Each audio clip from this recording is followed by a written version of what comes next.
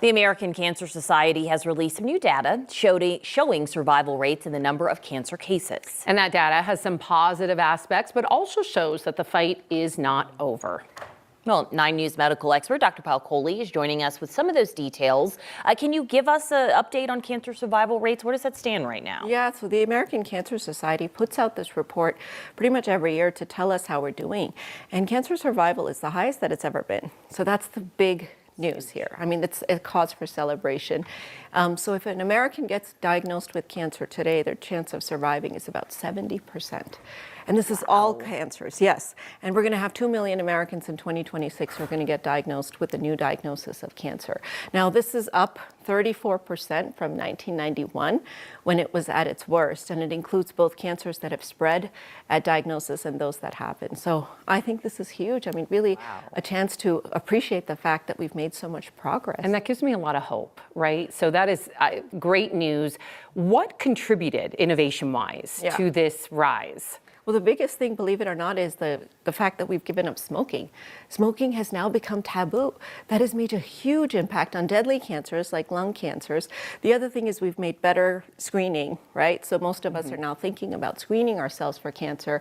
We're not just passive about it. And then, of course, a lot of new treatments have come out. But I think what I love about this, ladies, is that it's gone from a death sentence to being something that's more of a chronic diagnosis. I mean, imagine if you heard today that you had the C word, how would you react? I can't imagine, yeah. But that's not how it needs to be anymore. It needs to be empowerment and say, early detection, early diagnosis, and we can beat this with better treatments. Now, unfortunately, we're seeing an increase in cancer in young people, but certain types of cancers are going down in young people. So what we're seeing is that cancer is changing its footprint.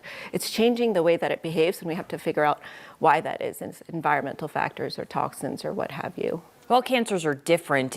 I guess when you look at them, is there still a cancer with a greater risk of dying or the greatest risk? Yeah, so they've ranked the top 3. So in 2026, the cancer that's most likely to kill people, lung cancer, followed by second colorectal cancer, followed by third pancreatic cancer. In fact, if you look at the pancreatic cancer survival rate overall, 17% compared to 70% for cancers overall. So to your point, Alex, we really have a lot of work to do when it comes to specific cancers and really bridging that gap, because these are high-risk cancers, and some of them are really hard to diagnose until they've progressed. And what about skin cancer? Because I know here in Colorado, you've talked about it, we have a higher risk of developing skin cancer here. Yes, much higher risk per capita. We have more radiation because we're a mile high. We spend more time outdoors, and it's sad for me to say that skin cancer is actually expected to go up this year by about 11%. Why? That's melanoma. And I think you're spending more time outside. Perhaps that's it. Maybe there's a lot of mis and disinformation about sunscreen as well. But if you look at the last decade, skin cancer diagnoses annually have gone up 47%. Now, some of that is we're picking up more skin cancer too, because we're getting better about screening, but some of it is, I think, increased exposure. So we really have to be mindful, because skin cancer is the most common cancer, and it's one of the most preventable cancers out there. And the fact that it's still increasing despite all the knowledge out there, that scares me, because I think there's a lot of mis and disinformation about sunscreens causing cancer. So a lot of people have now kind of given up on sunscreens altogether. Still tanning is trendy. So that needs to change, because skin cancer continues to be one of those that we really have to fight.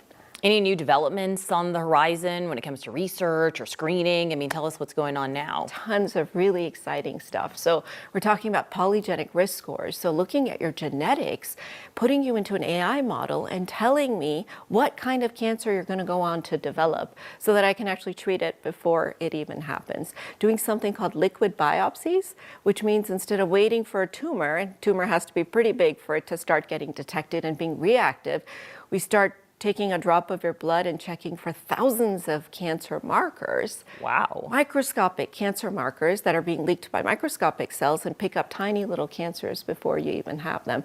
And of course, with treatments and vaccines, we're looking at cancer vaccines making a huge difference, not just for recurrent cancer, but even potentially first-time cancer, starting to vaccinate people to train their immune system to recognize cancer. So I think the fight against cancer continues to be a hard one, but I'm really excited because there's so much technology looming on the horizon.